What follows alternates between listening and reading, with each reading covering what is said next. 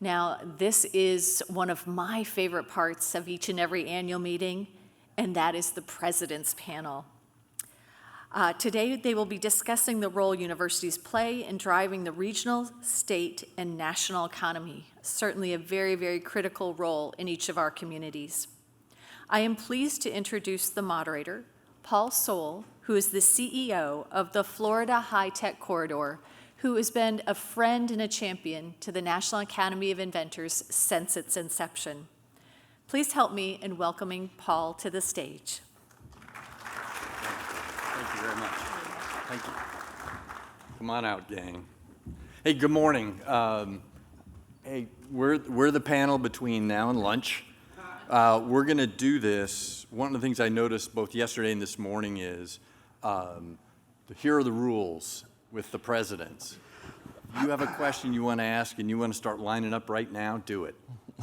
Because I'm going to watch, and I would much rather have questions from you all. You don't get a chance to talk to 4 presidents and see where the vision's coming from. So with that, please do that right off the bat. The other thing is I've got 2 secret weapons on this panel. I know there was some competition yesterday on who does the best panel. I think this one will be best for 2 reasons. One is, and I'm a pilot, so Paul always allows me to play around. So who knows what this is? You all got it in your bag. Yeah, so this is the 1/10 model of the Emerald Hawk from Clarkson. I spent time, I couldn't follow the instructions this morning. I think I got the props on the right side, Marc, on this. And it really highlights some things they're doing with students and UAVs. So I've got that as my secret weapon. The other secret weapon is you. You need to, I want you engaged in this panel because the timer's already clicking. It's 32 minutes at this point. So I want you engaged in asking these folks questions. Let me do a quick introductions down the line. Marc Christensen, 17th president of Clarkson University, a private national research university and leader in technological education, innovation, entrepreneurship. Marc, thank you for joining us. We've got Teik Lim. Teik is the 9th president of the New Jersey Institute of Technology and also holds the title of Distinguished Professor of Mechanical Engineering. Teik, welcome. Moez Limayem, the new president for University of North Florida. And you'll notice that the first 3 have been in their roles less than 2 years. So they're setting the stage for their vision. And then finally, we have Randy. He's been there a little more than 2 years. NC State Chancellor, here to give his thoughts as well. So I'm going to kick this right off now, and what I'd like to do, and Randy, I'll start with you and walk down the panel this way, and here's kind of the opening question. You're being expected to be flagships and catalysts for economic development at your universities, and to do this in collaboration with other universities. So talk to the audience about, hey, what do you have that gives you the advantage to do that at your institution? And then maybe a second part, what do you need? Wow. So I'm the old guy, is that the point? I didn't want to say that directly. Okay. Well, we're at NC State, we're in a great position of being within the research triangle. So in fact, the region was developed around the 3 research universities that make up the triangle, Duke, UNC Chapel Hill, and NC State. And so there's been a recognition for many years since the founding of Research Triangle Park that the universities play a key role in economic development. And at NC State, because we're a land-grant university with large applied sciences and engineering, we tend to drive a lot of the economic development activity associated with many of the companies that come to the Triangle. And so it's one of the things that attracted me to NC State is this real understanding and knowledge that the university plays a key role, not just in developing the workforce, but in creating the innovation ecosystem that makes up a region like Research Triangle Park. So it's part of our DNA. I think it's in the DNA of institutions, land-grant institutions like ours that were founded on the principle of economic prosperity. So we tend to be very close to the industries that we work with. I'm looking at you because I can see you. I can't see anybody out there because we got this light right in my eye. But what do we need? Honestly, I think mainly what we need is political leaders and even some of the thought leaders in the state to understand the key role that universities can play in economic development, and as a result of that understanding, actually reach out to us earlier when they're in the business of recruiting and retaining companies in the region. So I think it's important for us to spread that message and to get thought leaders to understand what role we can play. Yeah, and I bet you're not unique in that from other folks that are out there that are seeing those same things, getting that word out, and I think that's really important. So Moez, you came from USF as the Dean of the Business School. You saw that side. Now you're in a smaller institution, but a state university at University of North Florida. Give us your sense, since you're new there, on, hey, what makes you unique? What do you have in the economic development world? And what early on in your tenure, what do you need? Thank you, Paul. I really appreciate your using new. It's an excuse that I've been using and hopefully for a few more years. But if you look at in our country and even worldwide, every vibrant region or MSA has a vibrant university attached to it in its backyard. And for Northeast Florida, that's what University of North Florida wants to be and aspire to be. We're not as old as North Carolina State. We're only 50 years, 17,000 students, and we received our R2 research status very soon. So I think this presents some challenges and some opportunities. The challenge is mainly changing the culture, breaking that identity crisis from teaching to really a hub of excellent research, innovation, tech transfer. That is the biggest challenge, but also the opportunity is we have almost a blank sheet that we can really work with. So we believe that economic development is really like clapping.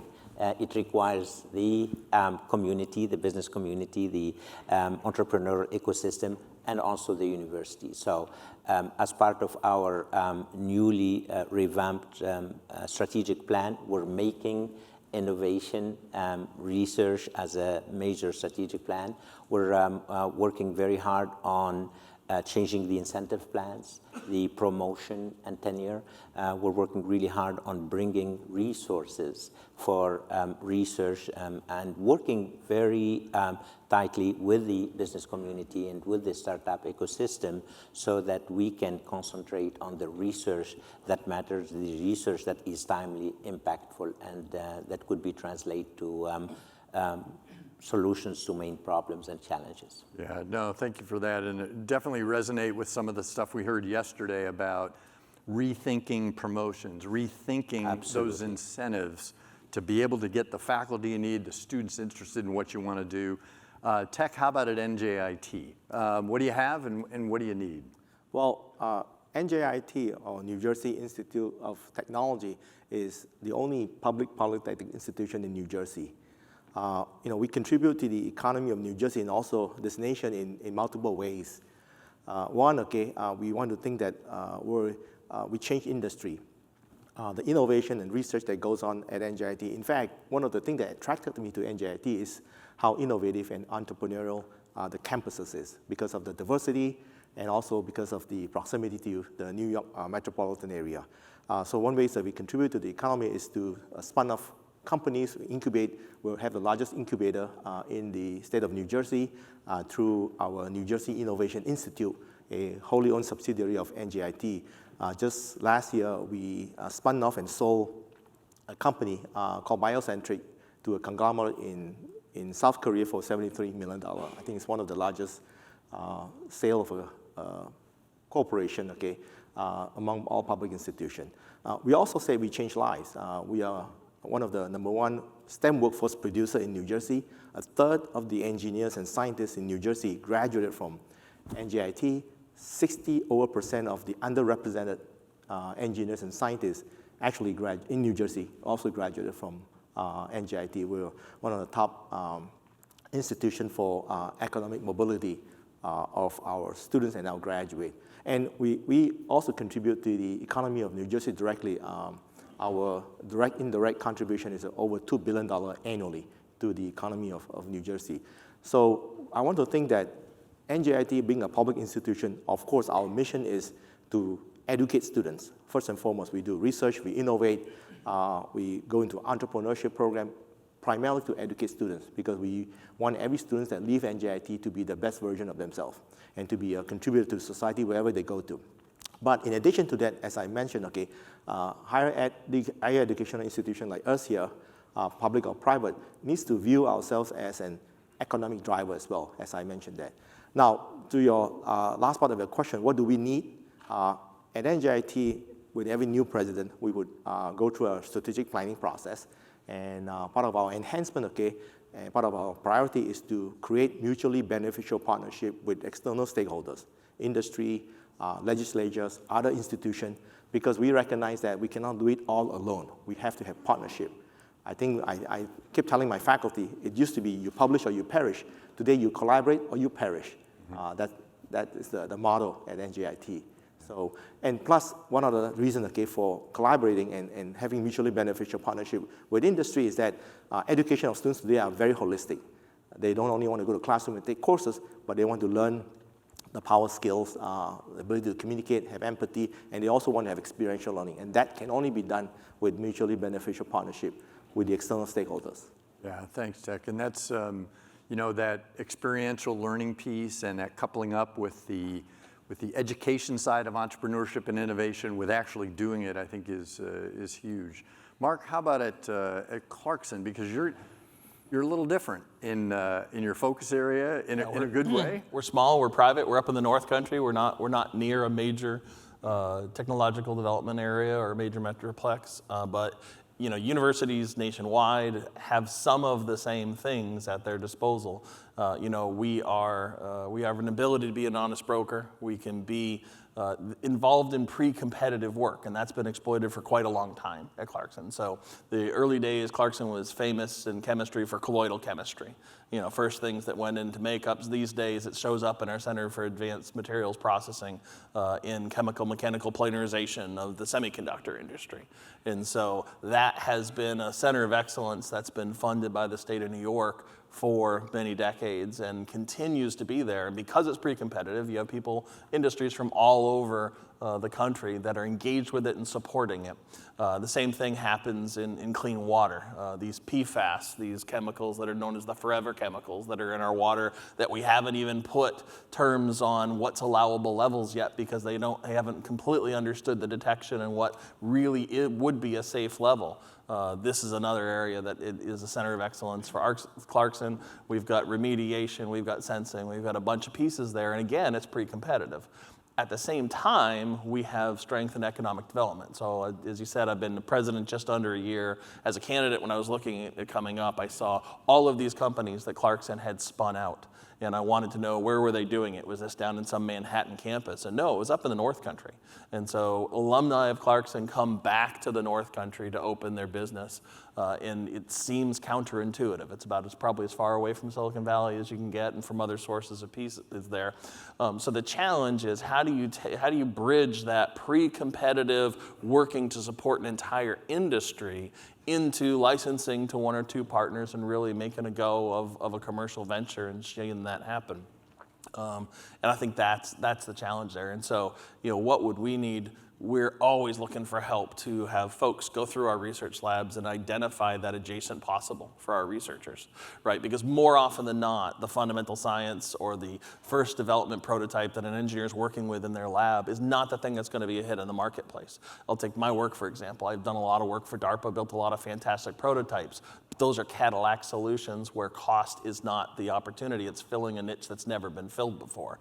Looking for something that's going to be a hit in the marketplace, you have to take that and transform it into something that has a business case behind it and can actually work. And so getting the reorienting of the faculty to consider what's adjacent to what they're working on in their lab. How can they take the thing they're doing today and change it slightly, maybe have a student go off into a company, but making that transition from pre-competitive into highly competitive, I think, is always the challenge. Yeah, and something you just said reminded, that whole adjacent, what's adjacent? We heard a lot from yesterday about not just collaboration, but boundary breaking collaboration and getting folks to look across, whether it's a particular tech sector or a school, or you bring the artists in. Those kinds of things are, I think, hugely important in the creative nature of what we're doing. Okay, another rule as I want folks to get up and ask questions, your question doesn't have to be about the topic at hand. You don't get a chance to necessarily talk to a president all that often. So if you've got something, I already asked him a bunch of questions behind, like, so tell me how your first year is going, and how does that compare to a Navy command? So I can ask questions all day long. Yes, sir. So we're gonna start right here. It's going to be a thorny question. I'm sure that people around here are going to have the same thing on their mind. So, and this is not unique to you as presidents. Every president of university says the same thing. So they say, we want to foster innovation, we want industry collaboration. However, your middle management does not support your vision. What are you doing? Because you have people in the trenches, you have assistant faculty and associate faculty, they're getting penalized for doing that kind of work. And you guys come up here and you say, we want all this, and your faculty are hearing you and they're excited about it, and it's the middle management of the university that are killing it. What are you doing to stop that? Yeah. See, and this is good because I've got let me start with Moez and then Marc, over to you and any of the panelists, please, because I think that's a hugely important question. So thank you for that. A great question. And what I tell my team, there are three important things: accountability, accountability, accountability. So for this to work, it has to be measured. What gets measured gets done. And every one of us at UNF is accountable for making progress, accountable in their yearly evaluation. We're even putting a bonus structure, so that's part of their compensation, and we're following it, making sure that everybody row in the same direction. That's what Marc, go ahead. So let's use a patent analogy. So the patent, you're always trying to find the minimum number of pieces to make something work, right? Because if somebody can do it with one, fewer. And so we ran some experiments that absolutely didn't work until we added all the right pieces together. And it's at a former institution, but we had a group come through the outside, a bunch of clinicians working on age-related macular degeneration, big, scary problem. The institution I was at had no researchers working on AMD, had no business even talking about it, but we ran some innovation activities. First, we toured them through, they met everybody, everyone got excited, they all had ideas, we all encouraged them to write proposals, and not a thing happened for the next 3 or 4 years. We got a grant from a foundation to put some seed money behind pieces, and at the same time, we had developed something I heard about in some other sessions, human-centered design thinking. And so we had our human-centered design folks rerun ideation sessions where there was money at the end of the tunnel. Not much. You're talking 25 to 75K to get that first result to go after things. All of a sudden, things started happening. We won NIH grants. We started to license technology. So you had to get the interest of the researchers, but also have a reward and have a path towards some of the things that are more traditional in academia, federal funding. And so that's a great step on the way for early ideas. Go ahead, Randy. Yeah, I got to jump into this. I think it's not just standing up and saying that you want your university to be innovative, and you've got to celebrate success. You've got to make sure, look, when you're a middle manager, a department head, whatever, you've got to deploy all the assets in your department to meet all the missions of the university. And you need to celebrate every one of those missions, whether it's teaching, whether it's innovation and discovery, and we don't count patents as much as we count the success of patents and the intellectual property that comes out of it. And then you got to put money around it. So you got to create innovation funds that support faculty that are doing work in innovation. So it's not just as simple as changing the promotion process to put a line on a CV that says, this many patents, this much intellectual property, this many startups. It's really about, acknowledging it, celebrating it, make sure the deans and department heads are there when you do it. But in my view, when I'm a leader of a university, I'm looking at department heads to manage their resources, their intellectual resources, their faculty, and their staff to deliver on all the missions of the institution. And our faculty are all different. Some have, amazing skills in the classroom. Some have amazing skills in the lab that can be transferred to, our next big startup company. But we've had some big successes.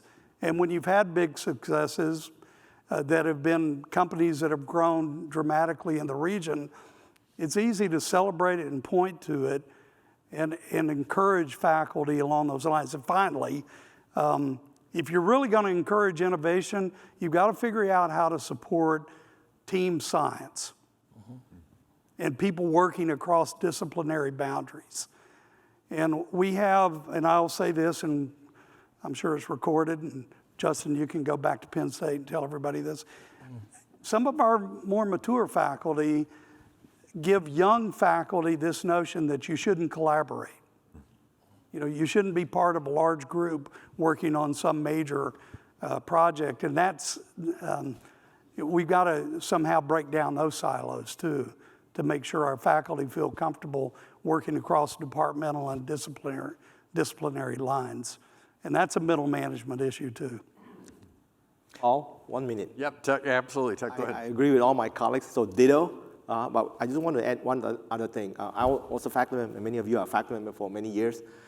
They're looking for three things, right? They're looking for reputation, they're looking for funding to do their work, and they're looking for validation of what they do is value. And all the things that I say here is great. At NJIT, I think we want to do one step further. We need to create an ecosystem, okay, that promote research innovation to marketplace and then to revenue, and ensure that faculty benefit from that. And so we're in the process of building that, having a New Jersey Innovation Institute, having the success of selling a company for $73 million last year, I think gives faculty the hope, the opportunity that whatever they do, whether they're educating students, doing research, there is light at the end of the tunnel. Yeah. So thank you. The great first. Go on about this for a while, but No, well, and the value. So thank you for the question. And the value of having lunch after this is they'll be around, so we can continue those conversations. Because I want to be true to my word and try to get through the line. So yes, ma'am, go ahead. Yes. We all know that the pathway to becoming an inventor doesn't just start when you enter college. There's a long pathway that begins in the early years. And President Lim, I know high school students who've created inventions, and high school teachers, and people who work in community colleges, Department of Labor in your backyard. And I know your strengths, and I'm wondering, I know you're new, but how do you think about nurturing that pathway how would we connect all those people to NJIT, and how do the rest of you think about creating more diversity among those who invent and protect their intellectual property through that larger nurturing of the path? Yes. At NJIT, we have a phenomenal, vibrant pre-college program. And we have tentacles throughout New Jersey, especially in the city of Newark. Part of the program, okay, is to bring in budding inventors. They don't know they're inventors yet, but we call them budding inventors, to work with faculty members during the summer in our laboratory. These are high school kids, and they get a taste of research and invention. We do need to promote that. You're absolutely right. That goes back to my mutually beneficial partnership with the K-12 school system as well, with the parents, and in convincing them that NJIT is not just for college kids, it's also for high school kids. In fact, if you go to our campus, in the summer, the average height dropped by a foot because they are not college kids, they're all high school kids running around campuses. Yeah, thank you. Go ahead, yes, sir. Yeah, I also have a question for Dr. Lin. I'm from UT Arlington. You were the intern president and the UT Arlington before you moved to New Jersey. My question is, not too many Chinese people can get into a position like that. So my question is, what is the energy or the motivation or really important thing for you, hope to get you into a position like that? And when you are in a position like that as an originator, like from China or Malaysia, as a Chinese, what is the most challenging thing for you? Well, thank you for the question. I guess got a lot of fan poll now. Just to be clear, I'm actually born in Malaysia, fourth generation Malaysian Chinese, immigrated here when I was a teenager, got great education from Michigan Tech, Missouri University of Science and Technology, previously called University of Missouri-Rolla, and then The Ohio State University, and now after spending time in Alabama, Ohio State, Cincinnati, Texas, and then New Jersey Institute of Technology. Not that I cannot keep a job, okay? There's a book that is coming out that I contributed to, edited by a couple of East Asian faculty, talking about the role and the journey and the history of Asian American leaders in this country. For me, okay, it's relatively simple. I don't see myself as just being Asian American. I see myself as an educator that needs to contribute to what I've been given. This country gave me a lot of opportunity. The degree gave me a great life. I see my son, my grandkids having great life because of the education that I received. And I just, I used to work in industry, and it was a very rewarding career. But I pivoted back to academia because I felt like I can contribute back and give back more to this country, and that was my motivation. I think the other thing that we all present want to do, whether you're coming from what background, we need to be a role model. I think our role model, at least my case for the Asian American, is that there are many Asian American faculty in all of the university. We know that. You're right, there are not that many Asian American presidents and deans and chancellor. I think to serve as role model and to be able to contribute to the advancement of an institution, I think that gives young Asian American the hope of contributing to that. We really need, to have everybody, and I like this NSF initiative called the Missing Million. Everybody needs to be part of this ecosystem that we're building up together. I can tell you that NJIT is currently a minority serving institution. In February, we achieved the designation of NAPC, Asian American, Native American, Pacific Islander Serving Institution. Being an Asian American, that's really music to my ears. Next year, 99.9999% we will be a Hispanic serving institution. When I was at Texas, as you had mentioned, University of Texas at Arlington is a HSI serving institution, and also in R1, there is a HSI R1 alliance that has been formed and was part of the founding president that did that. When I left UTA, I told them I will be back. So next year, I'm hoping to rejoin the R1 HSI institution. I mention that because it's critical. When the 16th institution of R1 HSI institution started, I noticed one thing, which is very peculiar. HSI R1 institution, none of the presidents are Latinx or Hispanic, none, okay? So, the idea of building the R1 HSI is to build up this pipeline so that someday an R1 HSI institution will have a Latinx faculty, and I would celebrate, even though I'm Asian American for that. Yeah. I hope that answers your question. Great question, and I really zero in on the role model piece because you all are role models. We saw it last night with the students that were there with their projects, and they're looking at you all and what you've done, and they want to emulate that. So you keep doing that piece of it is huge. Okay, 5 minutes and 33 seconds. I'm going to get through these last two. Go ahead, sir. All right, thank you very much. So as presidents, a lot of demand from the faculty and the stakeholders. Most of the time, a lot of faculty think that presidents is go out and raise money for the stakeholders, for the institution to raise the statue, right? So then provosts then manage all these institutional operations. So I am very struck by the thinking that we work in this innovation space called pre-competitive.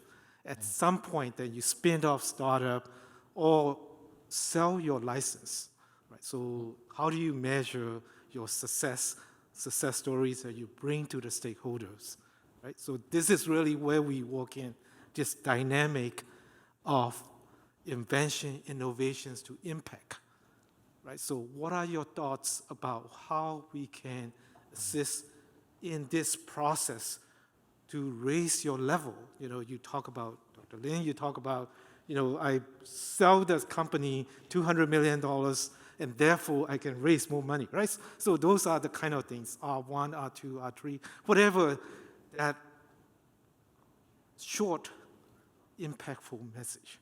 Yeah. Any thoughts, Moez? Yeah, thank you. Great question, because it's so easy for presidents to stretch themselves extremely thin and trying to do many things, and at the end of the day, not much to show for. That's why, at least in our case, we worked really hard on developing a very compelling, laser-focused strategic plan with specific goals. And then the way I measure my success is exactly the same way I measure the success of the team, is the extent to which we're making progress toward that strategic plan. So that's how. And of course, bringing resources either from the state, from philanthropy, or from entrepreneurial activity is a big part of that strategic plan. So the nice thing about us, at least for me as president, to come to a conference like this is no one is asking for salary raise. So that's really always good. Can I throw one thing out there that I'd love to hear some of your thoughts at lunch and in the hallways on? So when I got to Clarkson, I said, what's the value of a patent when you come up for tenure? And nothing was codified in any of the sort of manuals, but everybody said, well, different departments judge it different way and give different credit for it. One of my concerns as we start to push this and urge this is, in some sense, you pick winners because there's always scarcity, and so the university will decide what to pursue patents on. And so unlike a peer-reviewed publication or one of these other areas, and I love the idea, like I think the Department of Energy is doing some of this direct funding of patenting. We're hearing that NSF is in certain programs. If the university is spending its resources doing it, I worry about deeming winners, particularly with pre-tenure faculty.